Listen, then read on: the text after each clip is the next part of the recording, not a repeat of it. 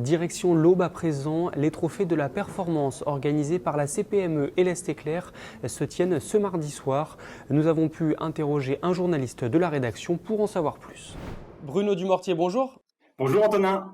Les trophées de la performance se tiennent donc ce mardi soir. Est-ce que tu pourrais tout d'abord nous présenter l'événement ? Alors c'est un événement important ici dans l'Aube. Les trophées de la performance ont été créés par la CPME, qui est un syndicat patronal il y a une vingtaine d'années. Et on s'est associé à eux il y a 3 ans pour les organiser, pour donner un peu de retentissement à cet événement. Et on va récompenser demain 8 entreprises du territoire, 8 entreprises qu'on a sélectionnées après appel à concours, après sélection, quelques appels aussi pour relancer les entreprises qui étaient les plus susceptibles de recevoir un prix.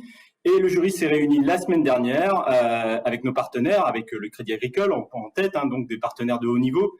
Et on a sélectionné 8 dossiers qui sont particulièrement intéressants. Tous ceux qui seront là demain seront surpris par la qualité des dossiers et les prix que nous allons remettre vont vraiment être très pertinents cette année. Est-ce que tu peux d'ores et déjà nous dire un peu quels sont les différents prix qui vont être décernés ? Oui, alors comme tous les ans, on va décerner des prix en fonction de plusieurs catégories. L'innovation, bien entendu, la performance RH, très importante aujourd'hui, on le sait, notamment dans le recrutement, avec des initiatives qui sont particulièrement intéressantes. Le jury a été très embarrassé pour sélectionner l'entreprise dans la performance RH. C'est la catégorie la plus disputée tellement il y a d'innovations, d'idées intéressantes qui sont lancées. D'ailleurs, il y a des entreprises qui ne seront pas récompensées et qui mériteraient de l'être.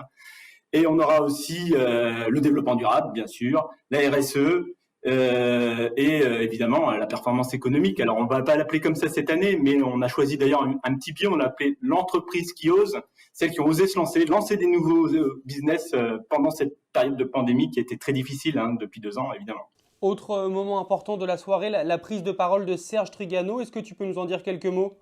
Bien sûr, Serge Trigano, alors grand patron, ancien PDG du Club Med, fondateur de la chaîne d'hôtels Mama Shelter, qui aujourd'hui est exploitée essentiellement par ses fils. Un grand monsieur du tourisme en France, surtout avec son père, dont tout le monde se souvient, Gilbert Trigano, l'homme qui a monté le Club Med de presque rien à l'entreprise gigantesque et internationale que c'est devenu. Donc il a déjà raconté toute cette histoire dans un livre qui s'appelle Trigano Loves You. Et c'est l'occasion de revenir avec lui, avec mon collègue Sébastien Lacroix, qui va venir animer cette soirée avec moi, sur cette aventure, sur toutes les leçons qu'il a pu en tirer.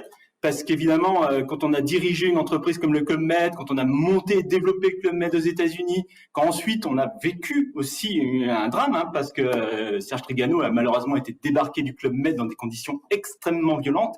Et il a mis, d'ailleurs il expliquera sans doute un peu de temps à s'en remettre, mais il a su rebondir et il a relancé Mama Shelter, qui est devenue aujourd'hui une chaîne d'hôtels sans doute la plus innovante, la plus fun qui soit sur le marché des hôtels à l'international. Va y avoir aussi une découverte en avant-première, une présentation en avant-première de l'Atlas Eco. Qu'est-ce qu'on pourra y retrouver ? Cette année, on a décidé de travailler sur les nouveaux modèles. Alors, 76 pages, papier glacé, nos abonnés connaissent bien le produit. Là, on s'est intéressé à tous les nouveaux modèles économiques qui sont nés ces 4-5 dernières années et qui prennent de plus en plus de consistance. Que ça soit des startups dans le domaine du textile qui se sont lancés. Alors, je dis startup, c'est pas le bon mot. En fait, c'est des jeunes pousses qui se sont lancés en utilisant toutes les ficelles du marketing digital, Instagram, Ulule pour lancer la campagne, pour valider le concept, qui ensuite ont lancé une marque de body, Flair, une marque de culottes menstruelles, Sexy, Malucette, à peu près sur le même modèle et qui en plus font fabriquer leurs produits à 3 chez Emo, qui est une entreprise textile qui est centenaire aujourd'hui et qui continue à se développer, à accueillir ces nouvelles marques et peut-être espère-t-elle trouver un rebondissement en volume, parce que pour l'instant c'est des volumes qui sont pas énormes, mais qui sont appelés à grandir parce que le succès de ces marques est grandissant. Flair aujourd'hui est parti aux États-Unis et a reçu un accueil très favorable et ça pourrait ensuite engendrer des volumes bien plus importants à l'avenir.